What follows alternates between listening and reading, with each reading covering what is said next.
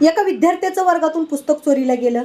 मग पुस्तक चोरीला गेल्यानंतर त्या विद्यार्थ्याने तक्रार शिक्षकांकडे केली. तेव्हा शिक्षकाने वर्गातल्या प्रत्येकाला विचारलं की बाबा अशा अशा मुलाचं तुम्ही पुस्तक घेतलं आहे का? कुणीही हा म्हणायला तयार नव्हतं. त्यावेळेला शिक्षकानं सांगितलं की चोरी करणं ही चांगली गोष्ट नाही आणि वर्गामध्ये जर कुणी आलंच नसेल तर ते पुस्तक आपल्याच वर्गामध्ये चोरीला गेलेलं आहे. तर जे कुणी घेतलं असेल त्याने आणून द्या. पण जर तुम्हाला भीती वाटत असेल की बाबा आपल्याला आता आपण पुस्तक द्यावं तर आपल्याला चोर समजतील, तर पूर्ण वर्गाने डोळे बंद करा. पूर्ण वर्गातल्या विद्यार्थ्यांनी डोळे बंद करा आणि ज्यांनी कुणी पुस्तक घेतलं त्यांनीही डोळे बंद करून माझ्या टेबलावर पुस्तक आणून ठेवा.